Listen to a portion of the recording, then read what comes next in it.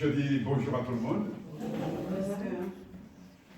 C'est une joie pour moi et surtout un honneur de porter la parole. Une parole qui donne la vie, qui donne la santé, qui va vraiment nous préparer à affronter des moments difficiles, mais des moments de gloire aussi. Parce que le Seigneur, dans la prière, nous demande une chose, invoque-moi. Et ce matin, si nous sommes là, dans cette salle de prière, c'est pour invoquer son nom. Mais je dirais que l'obéissance amène automatiquement, mes bien-aimés, à une récompense, à une ouverture, à une élévation. C'est pourquoi ce matin, nous allons parler de l'élévation. L'élévation amène Jésus à attirer son peuple. Amen. À attirer son peuple. Et avant de prendre un verset, un support de la Bible, mais simplement, je vais prendre dans la Bible deux hommes. Il y en a d'autres, hein. Deux hommes qui pour illustrer la chose. Vous voyez, c'est nous qui attirons la présence de Dieu. Par nos actions, par notre témoignage, par notre vécu, nous avons cette capacité, je dirais, d'attirer le Seigneur. Rappelez-vous, dans l'église primitive, la pierre était jetée en prison et l'église priait pour Pierre. Amen. Et que s'est-il passé? Et que le Seigneur a envoyé un ange et l'ange est en train d'opérer tandis que les fidèles ne savent même pas ce qui se passe. Ce qui veut dire qu'il y a un mystère, il y a une gloire, une puissance dans l'obéissance. Parce qu'ils ont obéi, eh bien, le Seigneur a déclenché une action dans le ciel. Et Pierre a été délivré d'une manière très spectaculaire, l'évasion. Chers bien-aimés, il en est de même aussi pour nous. Dans la Bible, je vois encore deux hommes qui ont, je dirais, qui ont fait un certain travail pour vraiment fermer la porte du ciel, et puis un autre qui fait un travail pour ouvrir la porte du ciel, permettant au Seigneur de venir. Et jusqu'à aujourd'hui, le témoignage de cet homme, eh bien, est inscrit dans les annales.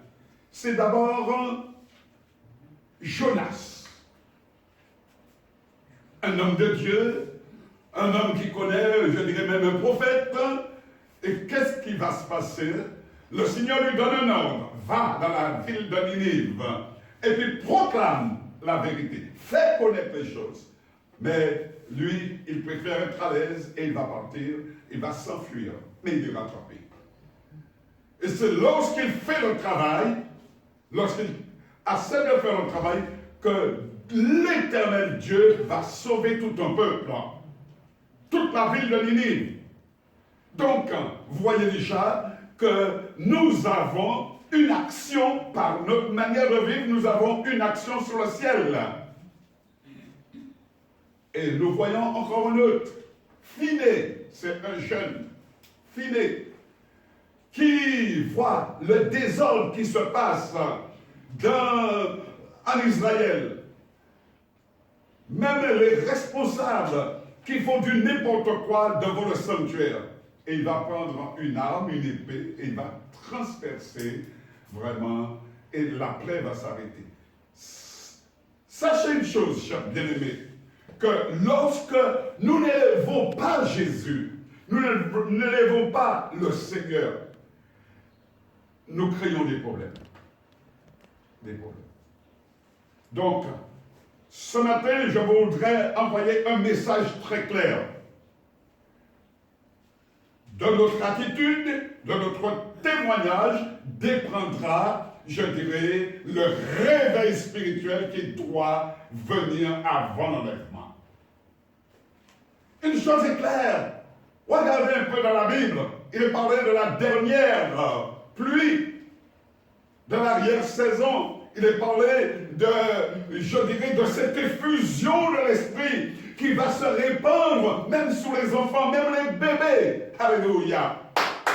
Seront déjà imprégnés par la puissance de Dieu, la présence de Dieu. Mais ne soyons pas vraiment un tueur de réveil. Parce que nous pouvons tuer le réveil. Ou retarder le réveil. Parce que ça se fera quand même. Mais peut-être que nous n'allons pas le voir. Notre génération ne va pas le voir. Simplement parce que le Seigneur ne va pas accepter n'importe quoi. Amen. Prenons Psaume 89, versets 19 à 21. Psaume 89, versets 19 à 21. Car l'Éternel est notre bouclier, le Saint d'Israël est notre roi. Alors tu parleras dans une vision à ton bien-aimé et tu dis, j'ai prêté mon secours à un héros, j'ai élevé du milieu du peuple un jeune homme, j'ai trouvé David mon serviteur, je l'ai oint de mon huile sainte. Amen. Amen. Et ma main le soutiendra et mon bras le fortifiera. Chers bien-aimés, dites-vous bien que pour faire le travail, Dieu choisit ses enfants et l'élève. Il va nous donner une éducation, une formation pour que sa gloire puisse apparaître.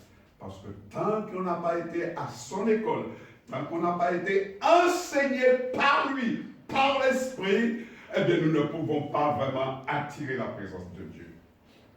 Je voudrais vous juste une petite définition de élever. Quand je serai élevé, j'attirerai les hommes à moi. Élevé, ça veut dire amener à un niveau supérieur. La notion dominante est celle d'une hauteur, bien en vue ou d'un accroissement de valeur.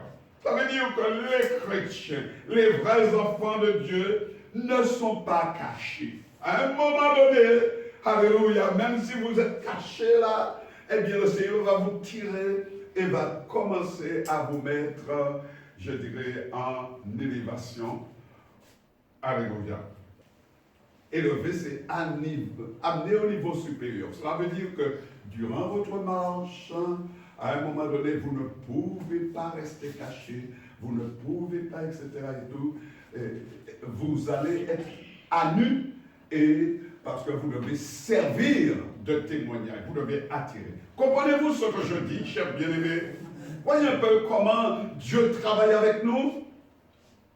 Quand je serai élevé, j'attirerai les hommes à moi. Je viendrai.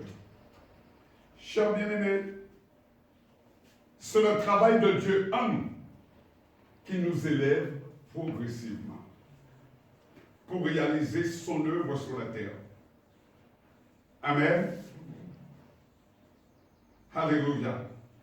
Le Seigneur, il a parlé, j'ai pris comme exemple David, et le Seigneur a éduqué David, a formé David de telle sorte qu'il puisse dire à la fin de la formation, que l'Éternel dise à la fin de la formation, Acte 13, verset 22b. J'ai trouvé David, fils d'Isaïe, un homme selon mon cœur, qui accomplira toutes mes volontés. Amen. Amen.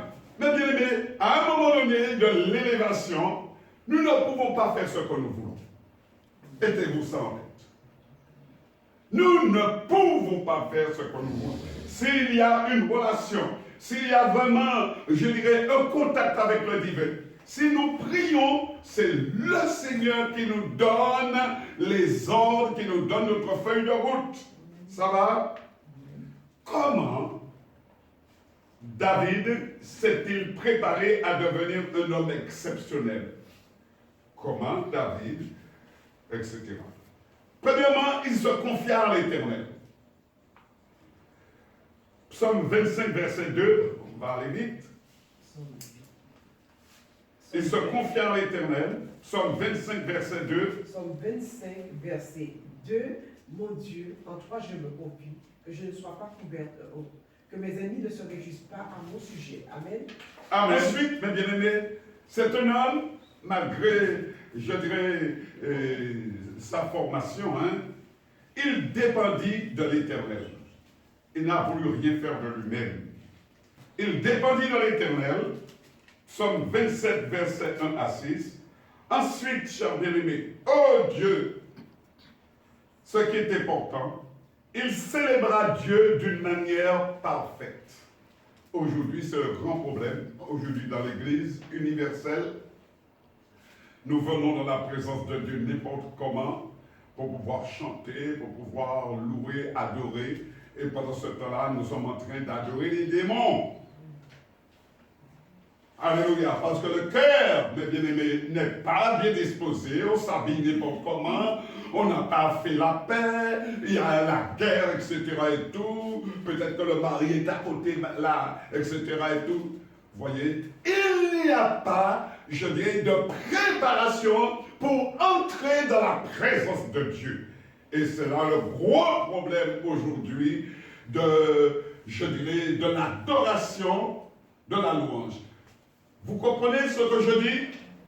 Ensuite, David respecta l'autorité. Jamais il n'a mis la main sur Saül. Il a respecté l'autorité. Ensuite, chers bien-aimés, il se repentit sincèrement de ses péchés. Il était un homme pécheur. Tous nous avons péché.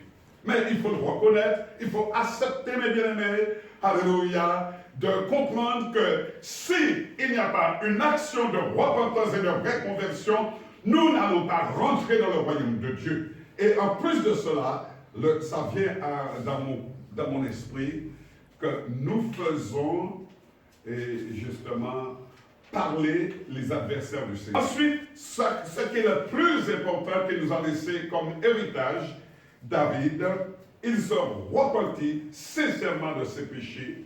Psaume 32, verset 3 à 5. Verset 3 à 5. Oui. Tant que je me suis tu, mes os se consumaient. Je gémissais toute la journée. Car nuit et jour, ta main s'appesantissait sur moi. Ma vigueur n'était plus que sécheresse comme celle de l'été. Je t'ai fait connaître mon péché. Je n'ai pas caché mon iniquité. J'ai dit, j'avouerai mes transgressions à l'Éternel. Et tu as effacé la peine de mon péché. Amen. Amen. Je n'ai pas caché mon péché. Alléluia. Ensuite, chers bien-aimés, il prit soin de la maison de Dieu. C'était un homme, alléluia, qui aimait la maison de Dieu, qui ne pouvait pas vivre sans être de la maison de Dieu. Chronique 17, verset 1-2. Oui. Lorsque David fut établi dans sa maison, il dit à Nathan le prophète, voici, j'habite dans une maison de cèdre, et l'arche de l'alliance de l'Éternel est sous une tente. Nathan répondit à David, fais tout ce que tu as dans le cœur, car Dieu est avec toi. Amen. Amen. Et une dernière, je dirais, action qu'il faisait, c'est sa vie. Il se reposa sur les promesses de Dieu. Il y a eu beaucoup de guerres, il y a eu beaucoup de problèmes, surtout familiaux, parce qu'à cause d'un péché, mes bien-aimés, la chair, eh bien, il a blasphémé le nom de l'Éternel et Dieu ne l'a pas pris. Dieu a dit, j'ai trouvé en David un fils, un homme selon mon cœur, mais en même temps aussi, je vais juger cette action. Et, mes bien-aimés, le Seigneur juge nos actions. Chers bien-aimés, il faut savoir une chose. Quand Dieu nous élève, quand nous faisons tout pour plaire à Dieu, quand Dieu nous élève,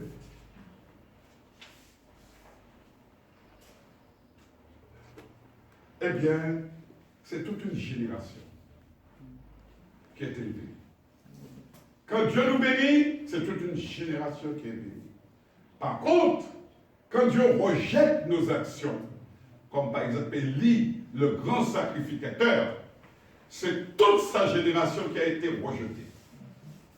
C'est voulu combien c'est important, mes bien-aimés, que de prendre conscience que quand je serai élevé, que notre travail, notre vie a une importance capitale dans la relation avec Dieu, même sous le monde entier. Parce que pendant que vous êtes là, je ne dis pas du n'importe quoi, croyez-moi.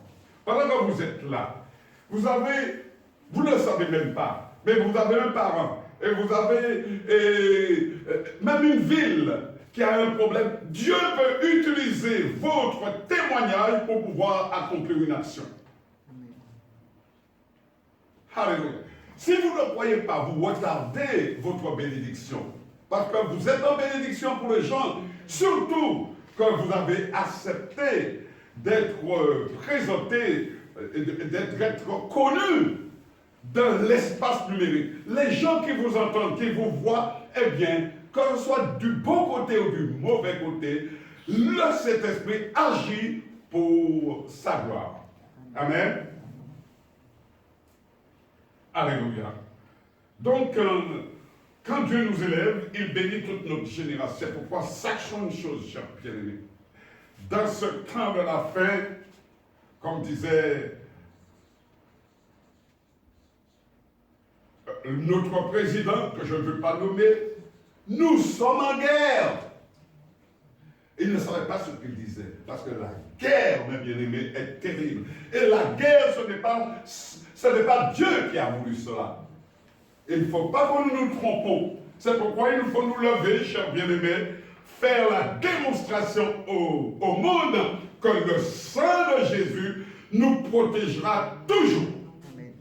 Et dans les annales, parce que maintenant, vous voyez, dans les annales, ils vont essayer de comprendre pourquoi, par exemple, telle ou telle église, telle n'a pas été contaminée. L'Esprit du Seigneur est sur nous. Quand je serai élevé, j'attirerai les hommes à moi. L'élévation amène Jésus à attirer, à descendre sur son peuple. Que Dieu vous garde et que Dieu vous bénisse. Amen.